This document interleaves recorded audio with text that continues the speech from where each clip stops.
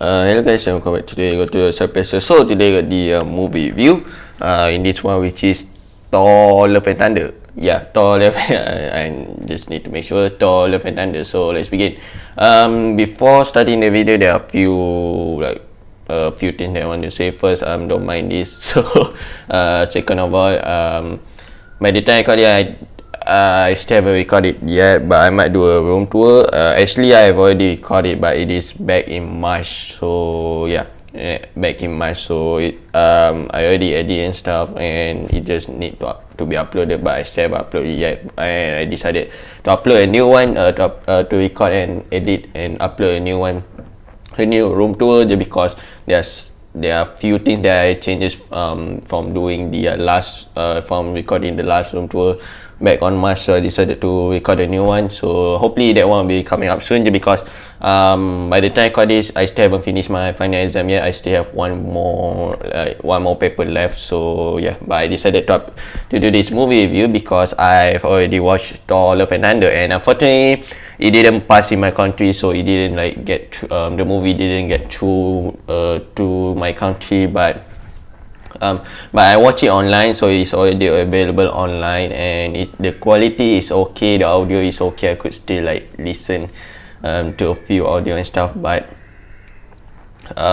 but the video quality is a bit on the bad side. It's just a camera quality, unfortunately, but still it is okay. Actually, I could still watch it and understand, so I'm definitely going to watch it again on the Disney Plus when it came out. So I'm probably guessing it will come out next month on September, or probably even October. The earliest I would say is early September, early next month. So yeah, but let's begin. Thor: Love and Thunder. Before watching this movie, I'm pretty excited. I mean, I think many people are pretty excited to watch this movie, as we saw Christian Bale play as the God Butcher, which is he did a pretty good job, I would say. So he did a pretty good job, since he is famous as the Batman, of course, from the Christopher Nolan trilogy. So many people are really excited to see him play a Marvel villain character instead of DC. So yeah, for his role, I would say he did a pretty good job. He is a great actor, and I do really like his role in this movie itself. But unfortunately, this movie did not receive well, and many people didn't really like it for some reason. So yeah, but for me, after I watched this movie, I would say it's okay. It's not that bad. I thought it was going to be really bad, like as Morbius. We don't talk about that movie, so yeah, I thought that it is going to be as bad as Morbius, but it is not. I do really like this. I do really like it, but I would say if I have to choose for the this movie is directed by Taika Waititi, I believe is the director name. So if I have to choose between Thor Ragnarok, which is the film, which is Thor film that he also directed, Thor Ragnarok and Love and Thunder, I would still choose Ragnarok. I do really like Ragnarok a lot, but Love and Thunder is okay. It is not that bad. I don't know why many people didn't really like it. Probably because first thing first, the storyline is a bit, I would say it's a bit bland. It's a bit too simplistic, if that the word, but the storyline is a bit low, actually, a little bit low. I think maybe people expected it to be pretty a cool storyline. So yeah, but it is a bit low, I would say, and I feel like many people hate this movie because of Zeus. I mean, yeah, Taika Waititi made Zeus as a joke, man. I also didn't really like Zeus in this movie, unfortunately. Yeah, many people already made a meme comparing the Zeus in DC and Zeus in Marvel. I mean, that is pretty funny. I mean, yeah, he made Zeus as a joke, unfortunately, but at the end, I mean, Taika Waititi redeemed himself with the end credit scene. We saw Zeus talking to his son, which is Hercules. I'm pretty excited to see Hercules in MCU now, just because yeah, we saw Hercules in the credit scene. I'm pretty excited to see him, just because in the comic he is what you call it, he is like a rival of the Thor, and he could beat Thor technically, and also Hulk. So which I don't think we're going to see Hercules fight Hulk in the MCU, unfortunately. We just see, but I'm pretty excited to see Hercules fighting Thor in the MCU. Really awesome. It will be pretty cool to see that. Yeah. And another credit scene, we saw Heimdall back again, but it is in the different realm. Yeah, different realm, which is in Valhalla, I believe. So yeah, we saw Heimdall back again with the Jane. Unfortunately, Jane dies in this movie. I mean, I already expected. I did not expected Jane to die. I expected Thor to die instead, but I mean, seeing the circumference and based on this the comic book based on this movie, I would say so. Just trying to explain. Yeah, this movie is based on the comic book or Thor when Jane Foster become Thor, and she got cancer, and when she read it Mjolnir, she become a bit better, but after she read it Mjolnir a few times, her cancer got worse, and yeah, potentially she dies in this movie. So that is basically how she could wield the Mjolnir, and also like Thor like announced Mjolnir to protect the Jane, I believe, when Thor and Jane dating, I believe, back in the Dark World. So we saw at the end of the credit scene of the Dark World they are dating. So they kind of show that in this movie a bit, but not really. So yeah, just a bit of the dating life between Thor and Jane Foster, and they break up, and then Thor Ragnarok happen, and this thing happened. So yeah. Yeah, I literally did not expect Jane Foster to die, but I mean, MCU is like trying to. I saw some theories that MCU is trying to develop the reincarnation kind of thing, which is basically the thing that you saw in Korean drama, not really in the MCU. So yeah, so it looks like they are trying to make this reincarnation kind of thing, which the character that dies did not really dies. They just goes, their souls goes to the Valhalla realm, or probably like afterlife realm, and then got reincarnation after like a few years, something like that. So that is basically like the summary of reincarnation. That is the only thing that I know from the Korean drama. Actually, most of the Korean drama is like that. So yeah, it looks like Marvel is trying to do that here. Maybe we're going to see Robert Downey Jr. back again as Iron Man. I don't think so, but maybe they are developing something here. So yeah, the second credit scene, Marvel Studios is definitely like trying to redevelop something, and trying to like bring a dead character alive back, I would say. So yeah, which is I'm not so sure if it's cool or not, because if that happened, there are going to be a lot of characters that are going to be alive.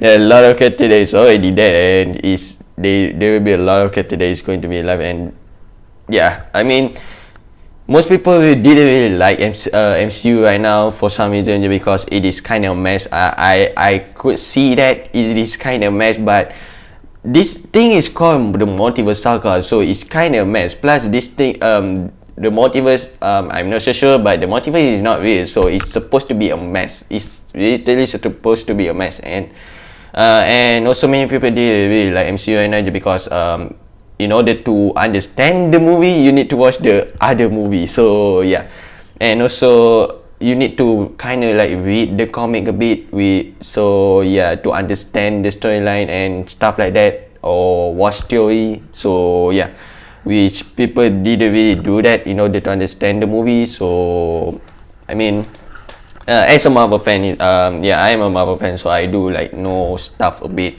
So I do I would say that I didn't like the MCU now. I would say it's getting pretty interesting if you read the comic book, if you watch all past project of the MCU and stuff. So I would say this is getting pretty interesting. So I do really like the route that Kevin Feige going through right now. So yep. Thor. Thor is okay in this movie. I would say. It's pretty cool. Like he's trying to get over his ex, which is Jane Foster, of course, and his ex Hammer, which is Mjolnir. Yeah, his relationship between him and Mjolnir is pretty funny in this movie.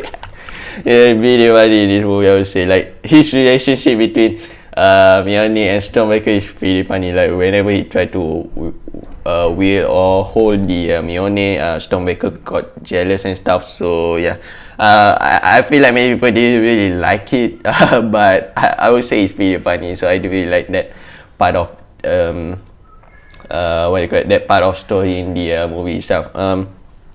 We talk about God, the God Butcher that much, and also Valkyrie.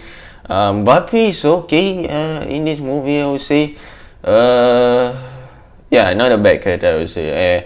God Butcher, unfortunately, he also died in this movie. I mean, I think Christian Bale only like signed in for one movie only, which is this one. But I mean, God Butcher is also not really a pretty well-known villain. I also didn't know him until this movie has been announced, and God Butcher azdianaa maybe let's be announced. So yeah, after that I tried to like do a bit research on the God, who is him and stuff. So yeah. So God Butcher, the reason why he's being the God Butcher is because he's the only one being that only one he and his daughter is the only like species from his world. From his world, that is the only like survivor in this world, and he tried to ask God for help, and he found a god. I don't know what god it is, but in this movie he found in the beginning of the movie he found a god, and he tried to ask the god for help, but the god be like kind of like make him as a joke, I think. So yeah, he made him as a joke, and then there's a necro sword, I believe is what the sword name. So there's a necro sword, and then he wielded and killed the god, and he swear to his life. After that, he swear to his life that he's going to kill all the god itself. And he didn't do that, of course. So he didn't kill Thor. So he technically did not kill all the god. But the cool thing also about the cool thing about this movie here is also we are kind of seeing symbiote a bit, because the backstory of the Necrosword is basically the first wielder of the Necrosword is Null, also known as Null, which is the first symbiote that is alive, I think in their comic book series, I'm not mistaken. So Null is the first symbiote. So we kind of get a teaser of the symbiote here in this movie, so which is pretty cool. I would say. So it's kind of like development to see the Venom in the MCU. So yep, pretty cool. Can't wait to see Venom in the MCU. We technically saw him in the No Way Home, but just a bit, not really that much. So yeah. What else? There is one thing that I want to talk. There is another thing that I want to talk other than the Necrosword. And at the end we saw at the end Jane Foster died. Did tell you that, and then Gore decided to ask Eternity. So we saw Eternity in this movie, which is pretty cool, I would say. At first I thought it was Living Tribunal, but it is not. It is Eternity. Pretty cool to see Eternity in the MCU. So he asked Eternity for to reincarnate his daughter. So yeah, to reincarnate his daughter, and Jane dies between that between that thing happened. So and God asked Thor to like Thor to like to look out for the his daughter, and then yeah, and then Thor technically became a father, but his son is a God's son. So yeah, so that's it, I guess. Yeah, that's like the end of the movie itself. So we saw Thor and the God's son like fighting together, and surprisingly his son can wield Stormbreaker. So that is pretty interesting to see how she can wield that. Maybe it will be explained the in the next Thor movie, because Thor will be returning. So looks like Chris Hemsworth renewed his contract. So yeah, just like we are going to see Chris Hemsworth play as Thor again in the future MCU project. So pretty interesting to see. I guess that's it. Overall, it's not a bad movie. I don't know why many people didn't really like it, but it is. It is not the best. It is not the worst. So it's kind of like in the middle. If I have to give a rating, I will give it like 6.57 out of 10. So it is not that bad. Yeah, I feel like you need to read the comic, watch some theories and stuff to like this movie a lot more. So yeah, but I guess they say it's okay. Don't subscribe to my channel, comment and share the video to see more movie review. For Marvel, we got Black Panther Wakanda Forever. I'm not so sure if that movie is going to be released in my country or not, because there are some theory that it is not going to be released in my country. Again, unfortunately, oh my god. But we just see. Maybe, hopefully, I'm hoping that this movie got released in my country, Black Panther Wakanda Forever.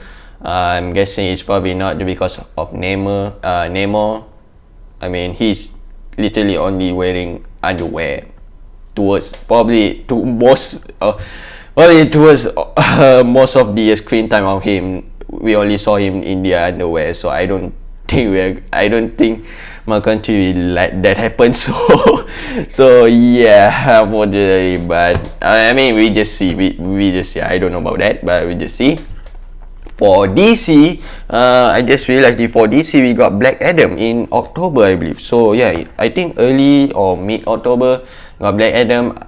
Based on their trailer and stuff, looking pretty exciting. But seeing DC right now, I'm not so sure how it's going to be. Where I mean, this movie is going to be pretty good, or pretty like maybe people will watch it because of the Rock, Dwayne Johnson. I mean, many people expecting to play as the Black Adam role, and he got it. So I feel like many people are excited to see him play as the Black Adam.